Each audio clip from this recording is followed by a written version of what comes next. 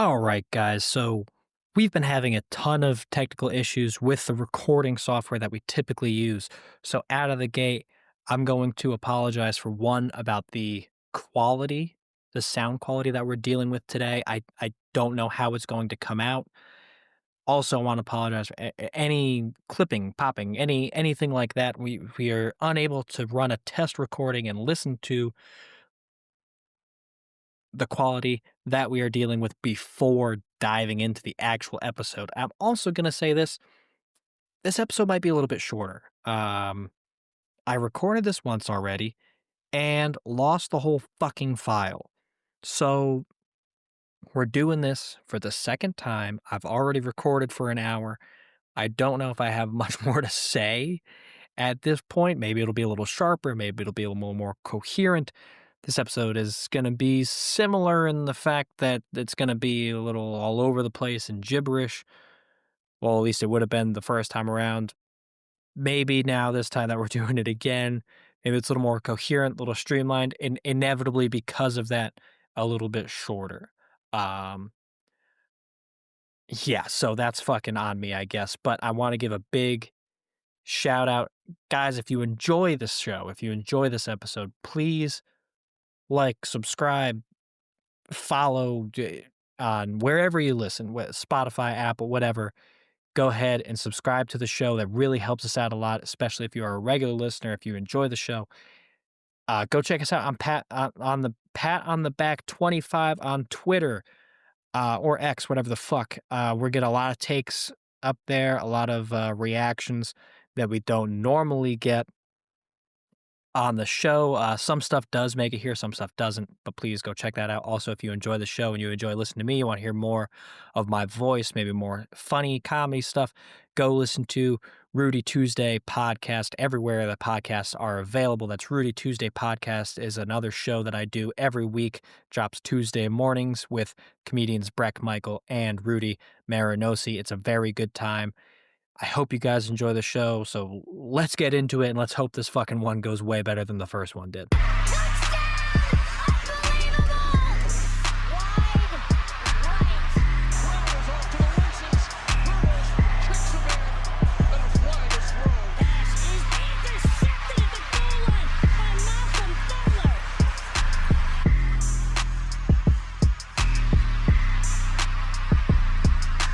All right, guys. So we're diving in. Like I said, I've already recorded this show once already. We did an hour and then the software fucked up and we have to re-record it.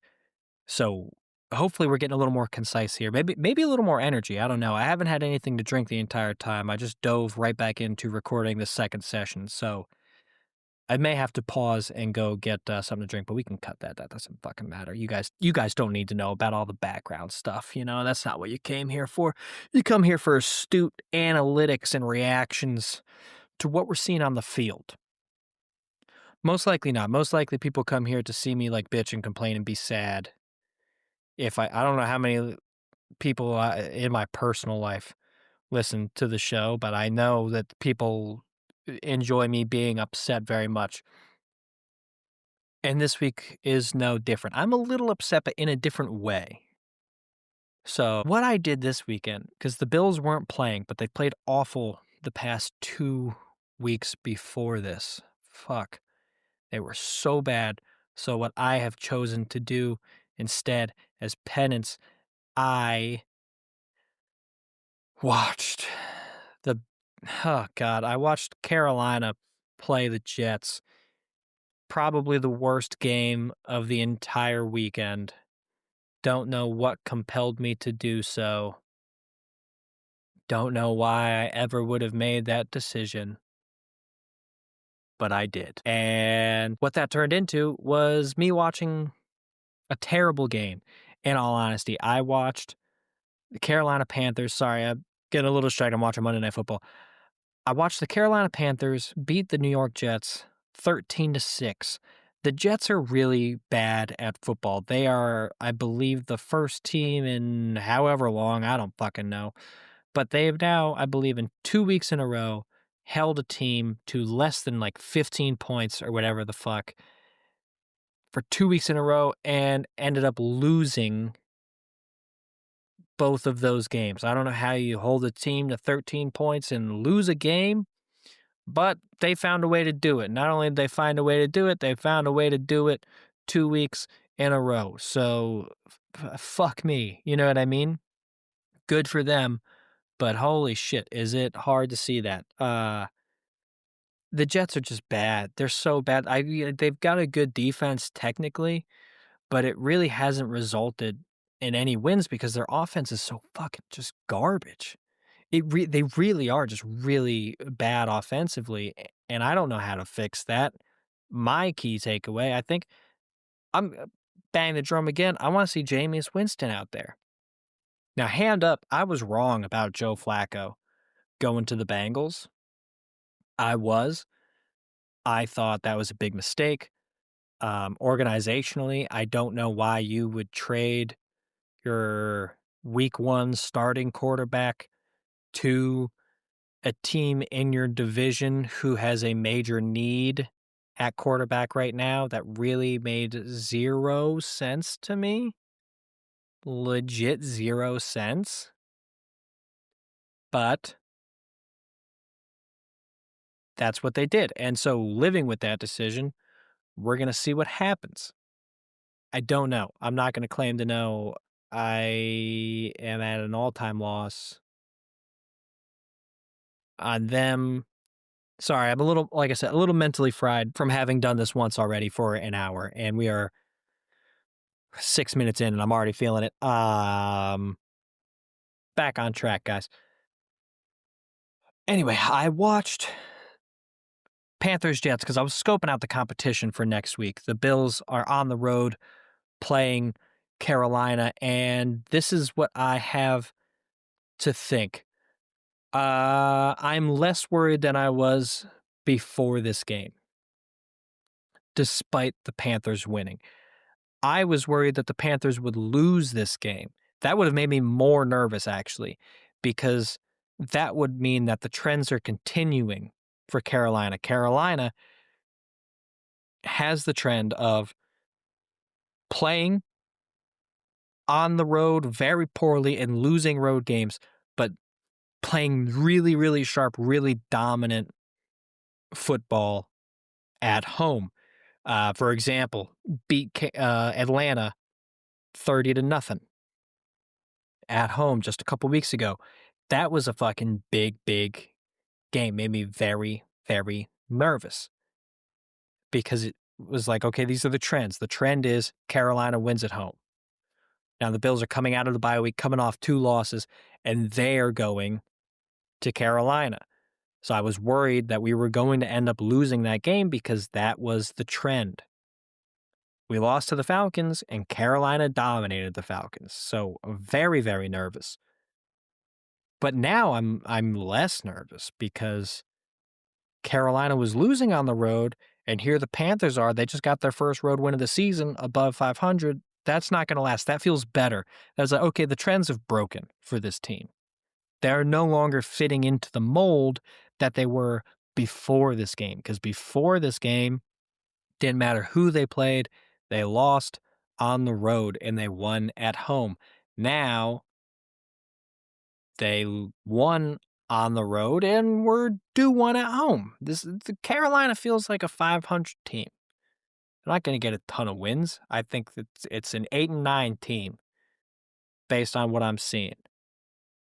Buffalo needs to bounce back in this spot. They need to come out and play hot and play hard and really take it to Carolina.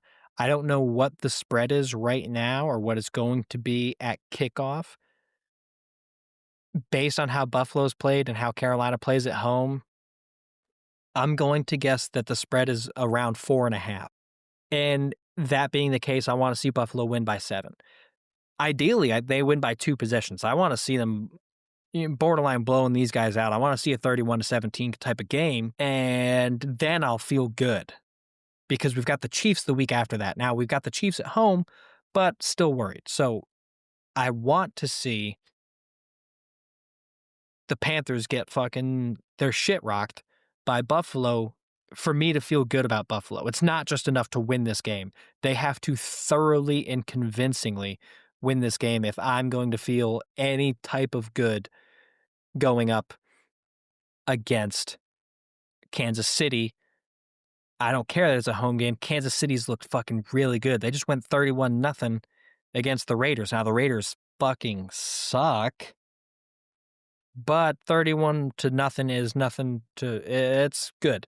31-0 is fucking good. I don't care who you're playing. You'll hold a team to 0 points. That's hard to do. Those guys get paid to play football too. And Pete Carroll's the head coach. He's a Super Bowl winning head coach. Like, you took it to him. Kudos on that. They deserve that. My fear is that they're back. So we need a convincing win against Carolina for me to feel any type of good about this game. And that's just how it is. Any type of good. If that doesn't happen, then I don't know, the season's a wash. I'm a little worried that the hat I bought for the season, that's what I do. I buy a new hat every year. I'm a little worried that the hat's bad luck.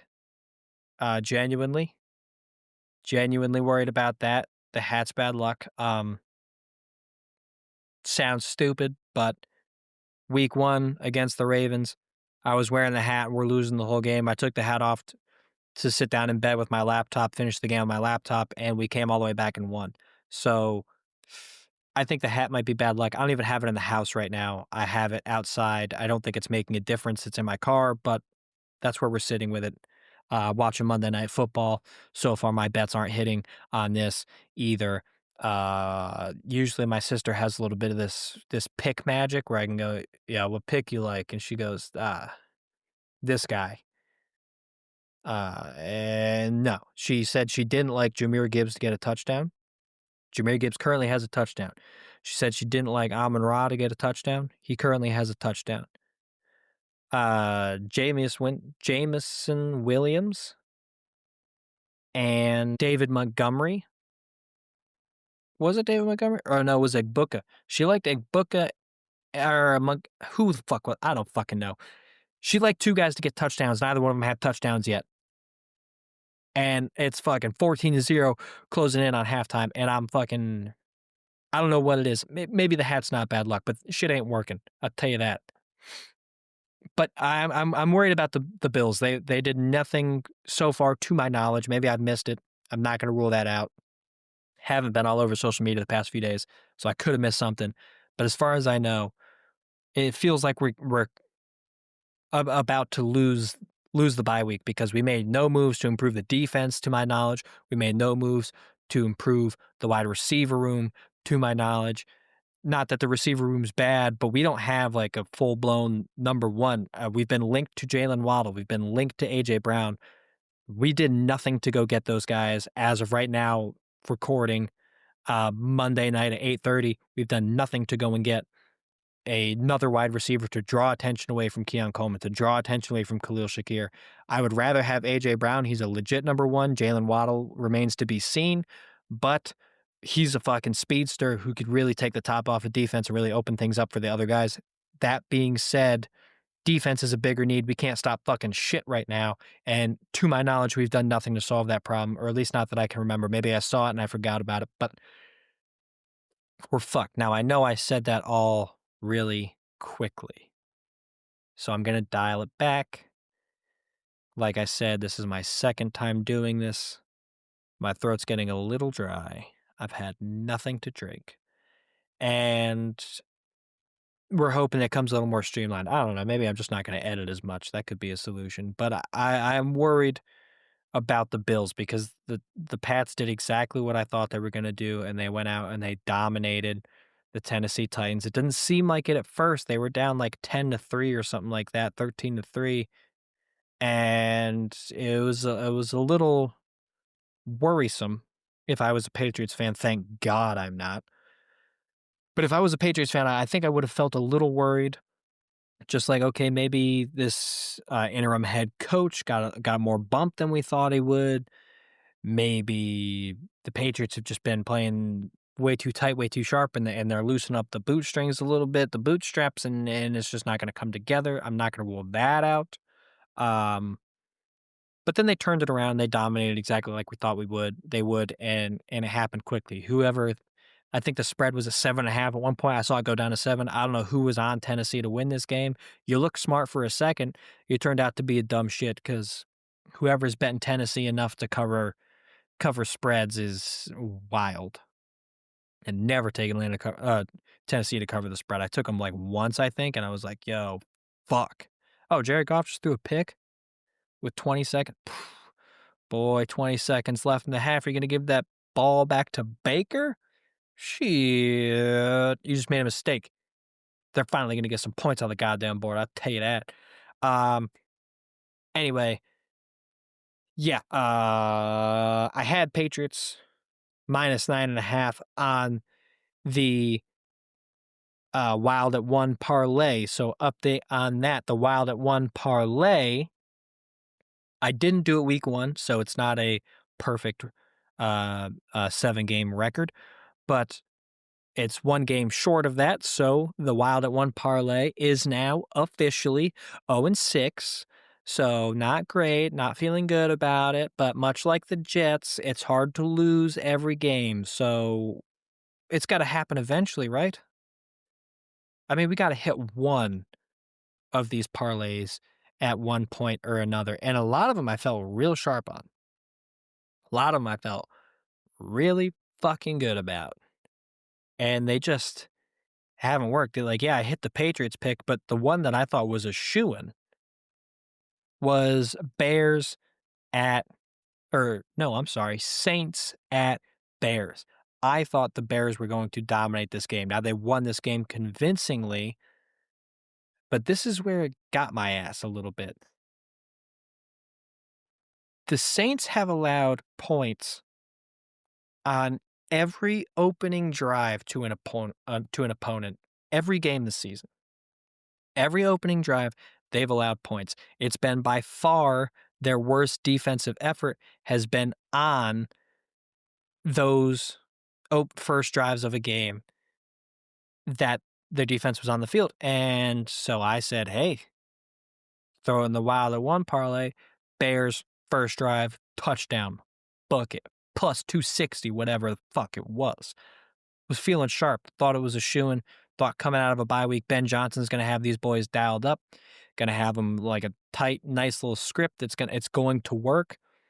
It did not work, and it did not work so much so that they went 3 and out, which I didn't know because I got the game on a few minutes late, and there was like 12 minutes left in the first quarter, very early in the game, and the Bears were like inside the red zone. So I was like, oh shit, like I'm about to, like this is going to work. So I tune into the game. I see this crazy ass weird snap from the center where like he's playing keep away from Caleb Williams. I don't know. This was the second play of the game that I had watched. He like snapped the ball, but like didn't give it to Caleb. Like he didn't hand it off the way he's supposed to. The center snapped it and like held on to it. It was really weird. Even worse because it was on third down and these guys are inside the 10. They're at like the 7-yard line, and I think they could still pick up the first down without scoring a touchdown. Like they're in a really good spot. And he snaps the ball, but like doesn't hand it off. It was so strange. I don't know why he did that. I don't know who the center is. I didn't catch his name, didn't look up his name. Recording this for the second time, didn't look up his name. I don't look at stats. I don't do that shit. This is all vibes, memory, go, action, play. So I was like, oh shit, I went on Twitter because I had to rewatch it. I had to see what the fuck this was, and he gives it to Caleb, but like pulls it away. Like I don't know. I don't know if Caleb jammed his finger. I don't know what it was. I didn't watch any more of that game because I got immediately pissed off, and I had to punish myself and watch the Jets Panthers. It was my penance. I had to do it. So I'm watching this snap on Twitter, and I'm like, I don't get it, but I just, tweeted out. I was like, had the Bears to score a touchdown on the first drive, and I can't believe it lost in this fashion. And then one guy commented, he goes, hey, this was their second drive. First drive was a 3 and out. And I was like, well, fuck that. I got the game on a few minutes late. That's even worse because now I'm a fucking fool. Now I'm a fool. Chicago Bears made me look like a fool. But also, fucking, of course, that's how it would go, dude. The one day that I pick up on a trend and I see that trend and I bet it, that's when the Saints are like, nah, time to stand up and have the best option you can have on an opening drive, which is hold the opposing team to a 3 and out. The only thing better than that is forcing a turnover on the first play. But if you're talking a standard drive, something you can reasonably expect to happen on any given series, that is a 3 and out. And so that's what the Saints did the one time I bet on them. I'm so confident that they won't do this again. I'm going to bet on it. I'm going to bet a team to score points on the first drive against the Saints for the rest of the season. It's going to be plus money every time. I don't give a shit who they're playing.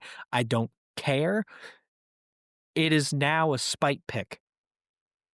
The old spite pick was don't bet the Patriots, but them against the Titans was too good of a spot to pass up. The gambler in me knew that, and so I dealt with it. Fuck the Saints for screwing me over in such a way. Fuck you, man. The fuck, that's what I have to say about that. You really screwed me. So now the Wild at 1 parlay is 0-6 on the season. We got to get one eventually. Next week has got to be the week. I think the Bills are going to be in it because they fucking have to. I'm going to, if the spread's, like I said, if the spread's 4.5, I'm betting them +7. Whatever it takes to get that spread at plus money, that's what they're going to win by. They got to be at the Wild at 1 parlay. We're going to turn this whole thing around all in the same game.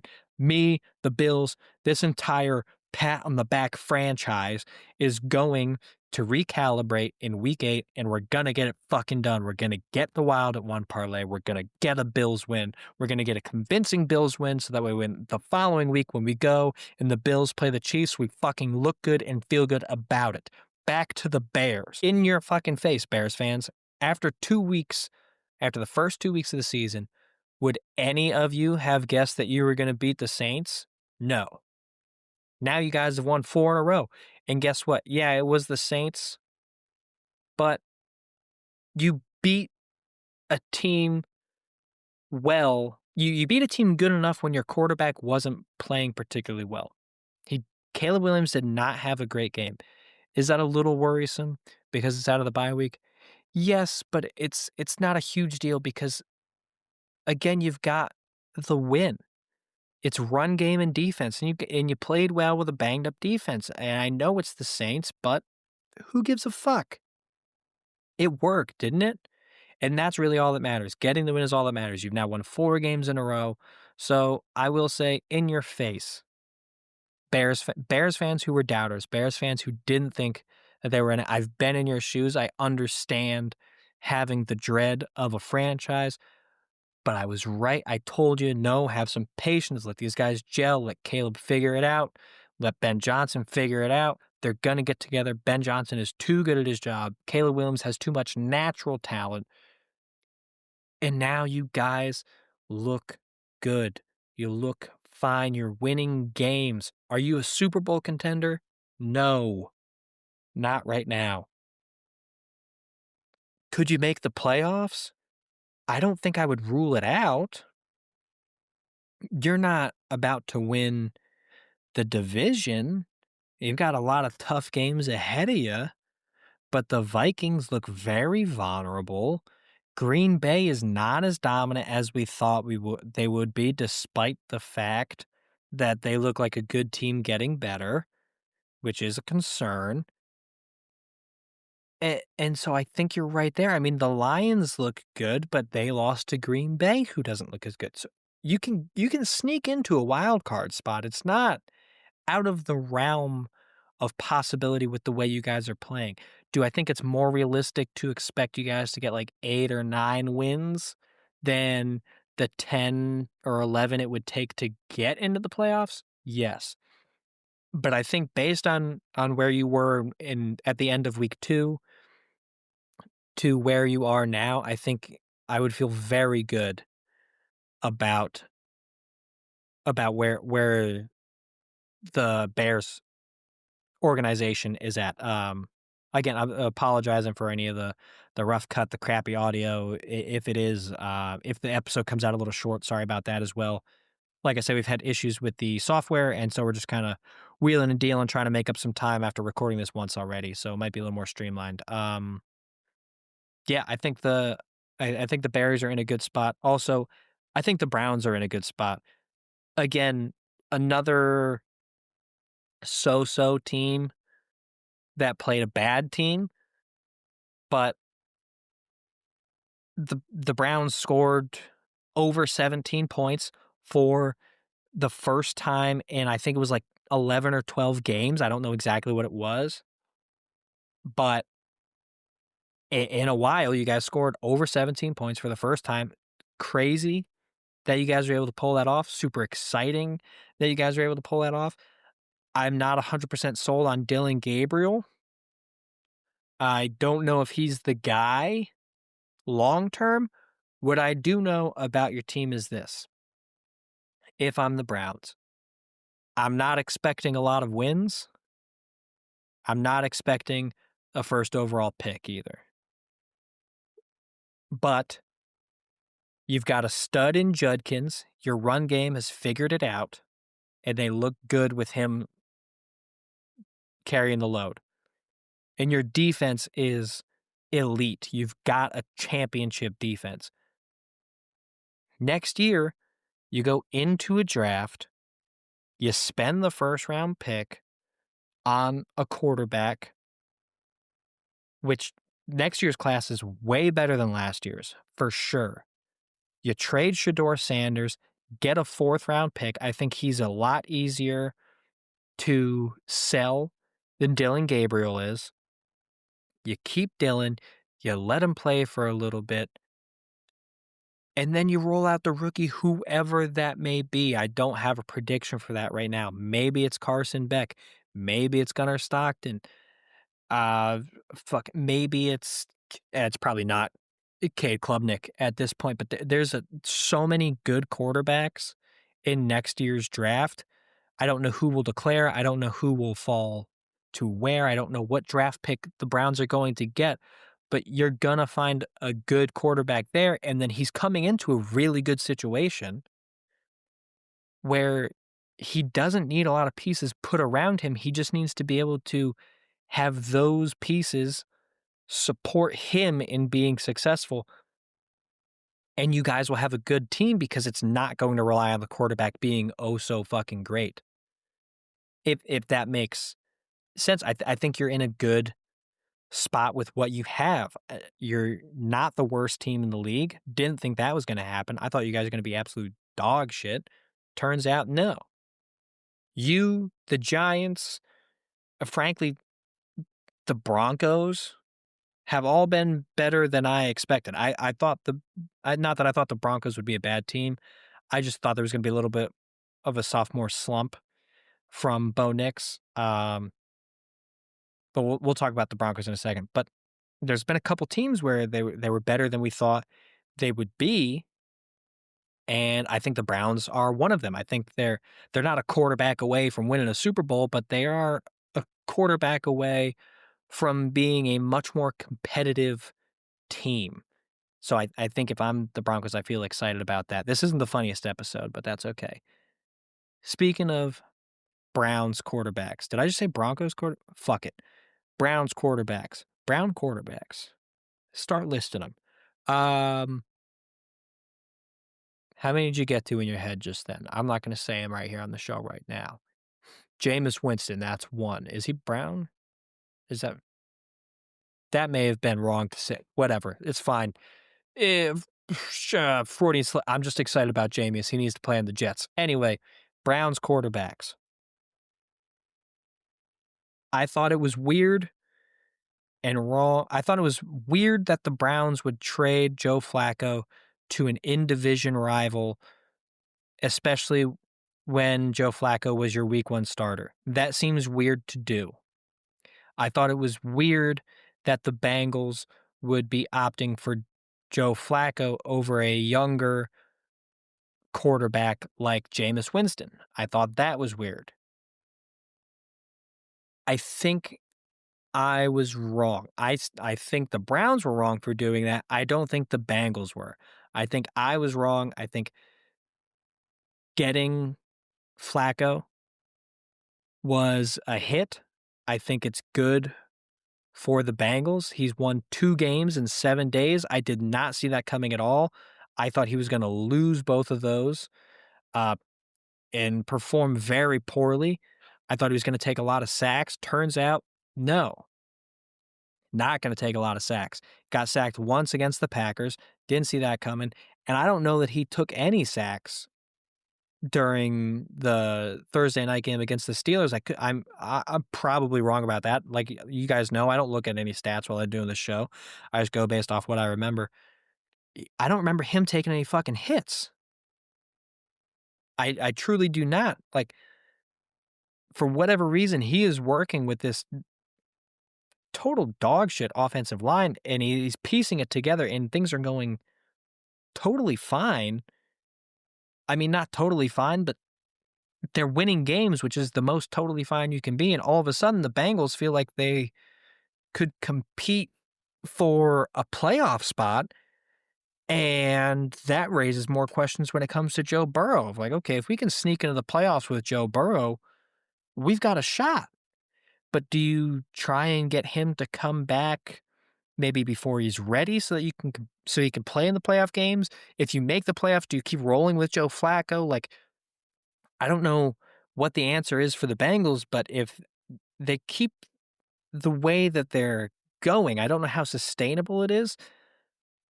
They could sneak into the playoffs, and between Joe Flacco and Joe Burrow, whichever two Joe boys, whoever plays, I think I would be a little worried for whatever team is on the other sideline when it comes to the playoffs. Do I think they're a Super Bowl contender without Joe Burrow? No. Do I think Joe Flacco can get him to a Super Bowl? No. Do I think the way that they're looking right now, they could get a playoff win? Yes.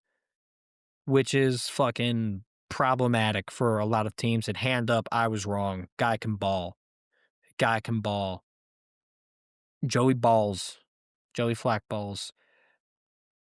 That wasn't great, but we're going to leave it in. Like I said, light editing on this episode. I am fried. I need a fucking drink. Let's talk about the Broncos. Credit where it's due. Come on the back of the week. Better than when the Bills did it. The Bills overcame 15 points in week 1 to have one of the greatest comebacks I've ever seen in my entire life. I haven't felt happy since that moment.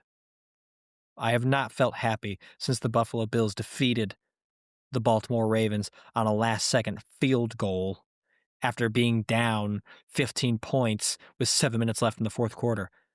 I'll tell you this, the Broncos did it better against the Giants, won that game 33-32 on their home turf, scored 33 points in the fourth quarter. Fucking what was that? That was insane. I bet on that game, didn't watch it. I bet on the Broncos to win, didn't watch it because I was like, well, that's a wash. Checked in on the score. Third quarter's closing out, and I was like, well, it's 0-19 right now, so I'm not going to hold my breath on that. And then it was all-out points palooza during the fourth quarter. I wish I had known that that was going to happen. I would have watched every snap of that, and some of those touchdowns were fucking crazy touchdowns. I think the Broncos and the Giants both scored touchdowns in the fourth quarter off like bobbled or tipped passes. It was crazy. I wish I had watched that game. The Broncos are over here sitting at 5-2. I thought there was going to be a sophomore slump. I think at this point, not even a sophomore slump from Bo Nix. I think he's just chilling too hard. He's just taking it too easy. Like, nah, I'm not worried about it now. Do I think this game could lead to emotional letdown for next week? Yes. Do I think if I don't know when the bye week for the Broncos is, but if it is not next week and they're playing a game, am I going to bet against the Broncos? Maybe because that has to have been like the adrenaline, the emotional letdown from that game has to feel weighty, deep ball. Oh, so I'm watching Baker throw bombs to receivers, and Detroit's defense really shutting him down. It's going to be a big problem for my gambling woes. It's not going to work out for me again, but that's okay. It's not okay. I would like it to be okay, but it's not going to be okay. He had him open too. Would he just underthrow him? Yeah, maybe a smidgen. Yeah, underthrew a book of just a little zhuzh. If you get a little more under, that'd be a touchdown, boy. But anyway, um, yeah. So I thought there would be a sophomore slump from the Broncos. Bo Nix, there isn't. They're winning games. I think they're taking things a little too easy to start. I think they need to come out firing a little bit more, and they'll be more convincing. But right now, they kind of feel like the 20, what was it, 2021, 2022, whatever it was, the Vikings that won like 14 one-score games. You can't be playing ball like that. You got to dial it in, be a little more convicted earlier in the game, and play a little bit harder. I think is really what I want to see from the Denver Broncos, but a hell of an execution on that. So come on the back of the week, Denver Broncos, no two ways about it. There's no way to even contemplate giving it to someone else. What an amazing showing from that entire organization in the fourth quarter at home to turn around and defend that. If I'm a Broncos fan and I went to that game, I am pissed if I left because I would have strongly considered leaving if I were them. Be some of that traffic, you know what I'm saying? Speaking of sophomore slumps, Jaden Daniels is not in a traditional sophomore slump.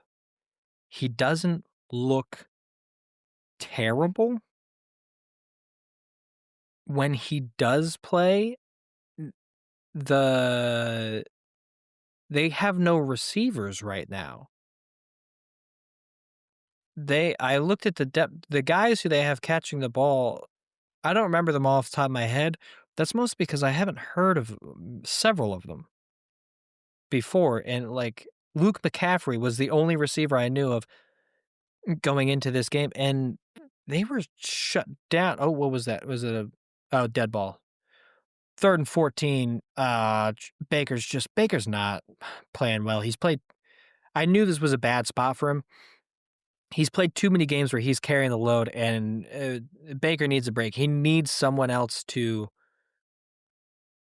show up. He needs people to stay healthy, and he needs someone else to go out and make a play or two so he is not carrying the load of this entire Tampa Bay franchise, which he has done for the entire season through 6 games so far. Anyway, like, I love Baker. He's the MVP right now for sure. What the fuck was I talking about? I don't fucking know. Oh yeah, Jaden Daniels. He's not having a sophomore slump in the traditional sense. The team is very banged up. The receivers are banged up. He looks good when he's playing. The problem is that he's out again with an injury, and it just doesn't bode well for his season or for his team, for the organization. The big concern is that their defenses, it kind of felt like they went all in on the defense because they made it all the way to the championship game last season. Not the Super Bowl, but the NFC Championship. And he's hurt again, and they don't have the draft capital to go and kind of put these things together the way that they need to be done, and that has to be massively concerning for the commies and any commies fan, because I don't know what you do. You got to find a way to keep Jaden healthy. Maybe he's got to pull Lamar Jackson, bulk up a little bit. He's looking a little thin, a little light. Yes, it's good for his mobility, but you can't keep taking these kinds of poundings. It's going to wear on your body. You know, you got to be You gotta be thick, like a little more Russ Wilson, a little more Baker Mayfield. You gotta be a thick boy, take some of these shots. And just right now, he just isn't. So you do need to work on that. So I wouldn't say he's in a traditional sophomore slump, but in his sophomore campaign, he has had his fair share of struggles, just not in terms of like, oh, the defense solved him, just in terms of he needs help and he needs to stay healthy. So this is a very analytical episode this time around. I'm very tired. I'm very tired, sir. I've recorded an hour and 41 minutes now, and I'm a little spent. Holy shit. Holy shit. What a play that was. Who the fuck was that? Give me a name. Was that another Tez Johnson touchdown? I wish I could show what that just was. That was insane. Third quarter, 8 minutes, 49 seconds left. Tez Johnson, 22-yard receiving touchdown. He's breaking tackles left and right. That was crazy to watch. Exactly what I need to get my energy up and close out this show. Baker Mayfield is the MVP right now in the season. A very, very dark, no one saw it coming, hand up. Dak Prescott's looking like an MVP this year. He's playing like an MVP this year. I had him, I want to say, between if I'm just being like if I'm trying to be realistic, I think I had him somewhere between 20 and 25 in the starting quarterback rankings. I thought I don't remember exactly, but I didn't think he was going to be good. At best, I had him somewhere between 15 and 20, I think at best. Right now, today, I don't know where I would put him, but I think you would have trouble keeping him outside of the top 10 right now today. He's looked like an absolute MVP candidate. The Dallas Cowboys have zero defense. He is winning games by going out and scoring 40 points with this offense, multiple games with three plus touchdowns and zero interceptions. I think the last 3 games, whatever it was, he's thrown 10 touchdowns and 0 interceptions. He is lighting it up, so hand up, I was wrong on that too. I was wrong on a lot of quarterbacks. I'll say that. Wrong on a lot of quarterbacks. Wrapping up with some thoughts here so we can close out this episode. Panthers need to suck next week at home. It's not their MO, but that's what I need them to do. Broncos look good. They look really good. I'm really worried. The fucking Colts look good. No one saw Daniel Jones coming. So worried about that. Top of the AFC East. If the Bills have to play them in the playoffs, I'm worried there. And we'll just round it out with fucking this one. The fucking Chiefs. They played the Raiders, blew them out 31-0. Do the Raiders suck? Yes. Is 31-0 still impressive? Yes. The guys on the other side of the ball get paid to play football too, and putting up 0 points is hard to do. Holding a team to 0 points is hard to do. If the Chiefs just feel like they not even that they're back, I think it was just an illusion. I think it was all a facade. They were never gone. The Chiefs are here. They're gonna go on a tear for the remainder of the season. They're gonna beat the fuck out of teams.